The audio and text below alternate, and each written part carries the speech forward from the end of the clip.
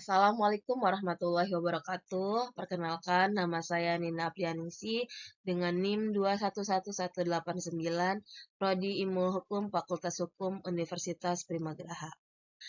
Pada kesempatan ini, saya akan memaparkan materi e-commerce dan e-business untuk memenuhi tugas mata kuliah pada mata kuliah e-commerce.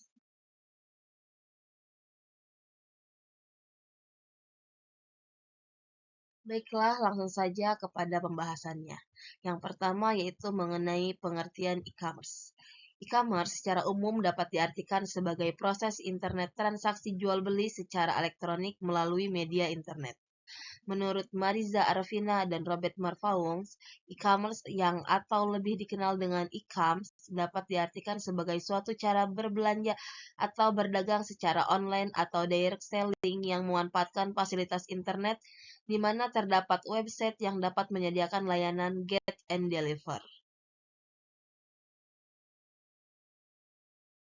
E-commerce juga dapat diartikan sebagai suatu proses berbisnis dengan memakai teknologi elektronik yang menghubungkan antara perusahaan, konsumen, dan masyarakat dalam bentuk transaksi elektronik dan pertukaran atau penjualan barang, servis, dan informasi secara elektronik.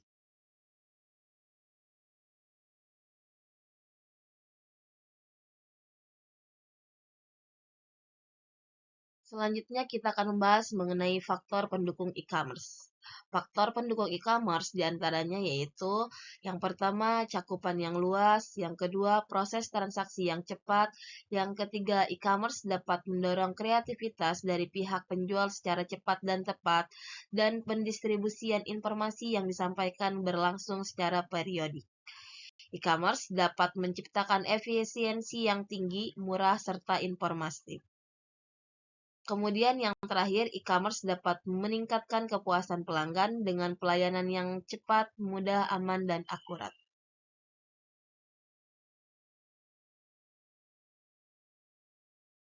Karakteristik e-commerce.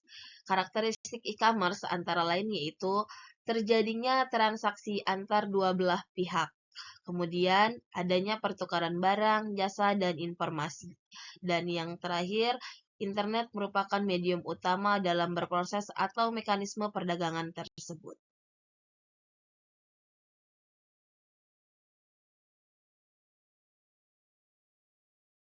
Adapun karakteristik e-commerce menurut Nurvan Sawira Sakti diantaranya adalah transaksi tanpa batas, transaksi anonim, produk digital dan non-digital, serta produk barang tak berwujud.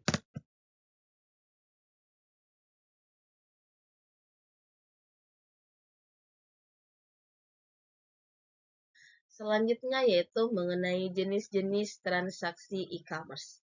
Transaksi e-commerce yaitu diantaranya adalah yang pertama business to business atau B2B. Yang kedua business to consumer atau B2C. Yang ketiga consumer to consumer atau C2C. Keempat consumer to business atau C2B. Yang kelima non-business electronic commerce.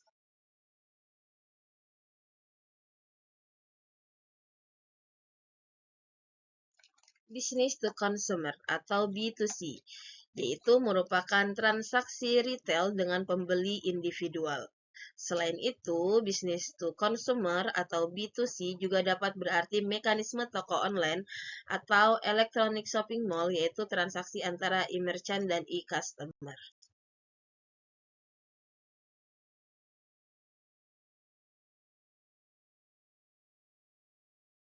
Selanjutnya yaitu karakteristik business to consumer, yaitu yang pertama terbuka untuk umum, di mana informasi disebarkan ke umum. Yang kedua yaitu servis yang diberikan bersifat umum atau generik dengan mekanisme yang dapat digunakan oleh halayak ramai. Sebagai contoh, karena sistem web sudah umum digunakan, maka servis yang diberikan dengan menggunakan basis web.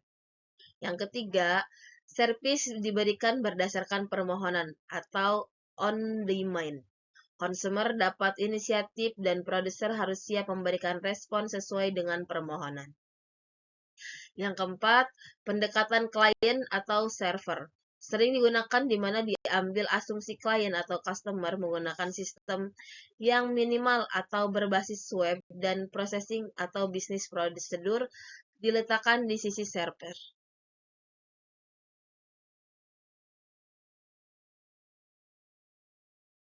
Selanjutnya yaitu consumer to consumer atau C2C. C2C merupakan transaksi di mana konsumen menjual produk secara langsung kepada konsumen lainnya. Juga seorang individu yang mengiklankan produk barang atau jasa, pengetahuan maupun keahliannya di salah satu situs lelang.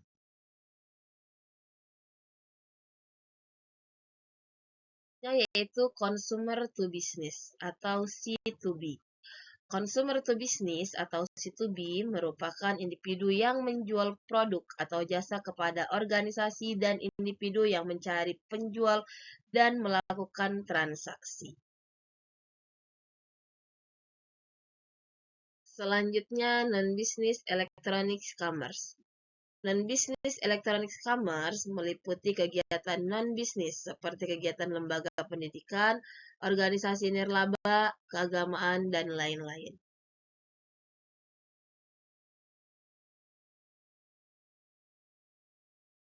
Selanjutnya yaitu jenis-jenis konsumen kegiatan transaksi e-commerce. Yang pertama, konsumen individual. Konsumen ini lebih banyak diperhatikan oleh media. Yang kedua, konsumen organisasi. Yang ketiga, konsumen yang paling banyak melakukan bisnis di internet yang terdiri dari pemerintah, perusahaan swasta, resellers, organisasi publik yang bertindak tidak semata-mata konsumtif sebagaimana layaknya konsumen akhir. Konsumsi dilakukan untuk membuat produk baru maupun melakukan modifikasi.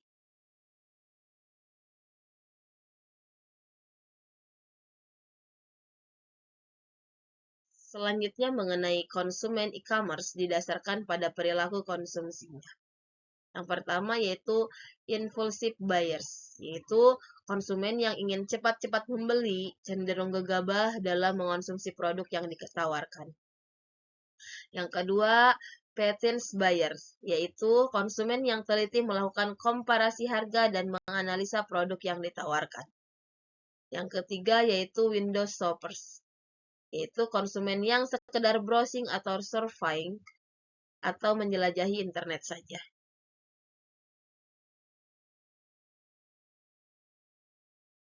Selanjutnya mengenai suatu sebab yang halal dalam e-commerce. Kontrak e-commerce yang dibuat haruslah memenuhi norma-norma yang hidup dalam masyarakat, bahwa di dalam persyaratan mengadakan pendaftaran anggota sebagai syarat untuk melakukan transaksi pihak merchant, menegaskan dan mengharuskan customer untuk membaca dan memperhatikan bagian prohibited and restricted items yang mana bagian tersebut berisi mengenai apa saja produk yang tidak boleh diperdagangkan. Kemudian, adanya aturan yang jelas mengenai hal-hal apa saja yang boleh dan tidak boleh dilakukan beserta sanksinya yang disebutkan oleh penjual atau merchant, memberikan pengertian bahwa kontrak yang terjadi dalam e-commerce secara tidak langsung telah memenuhi syarat suatu sebab yang halal. Bahwa kontrak atau perjanjian yang dilakukan antar para pihaknya mempunyai sebab yang halal sebagai dasar perjanjian.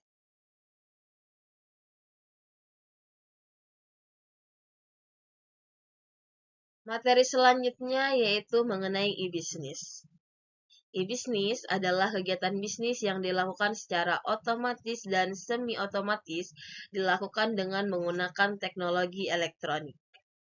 E-business memungkinkan suatu perusahaan untuk berhubungan dengan sistem pemrosesan data internal dan eksternal secara lebih efisien dan fleksibel.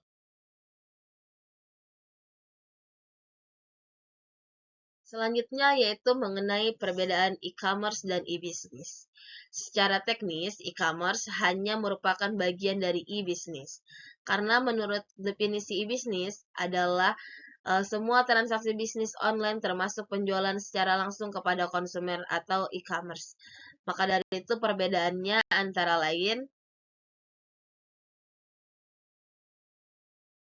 E-commerce pada prinsipnya melibatkan pertukaran uang dalam transaksi, sedangkan e-bisnis lebih luas, tidak terbatas pada transaksi yang bersifat keuangan atau monetary.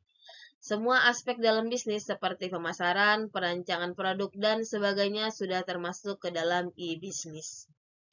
Kemudian, e-bisnis lebih mengenal pembuatan produk besar, ide kreatif, dan pemberian layanan bermutu, perencanaan pemasaran produk dan pelaksanaannya. Jadi tentu saja e-commerce merupakan bagian tak terpisahkan dari proses e-bisnis.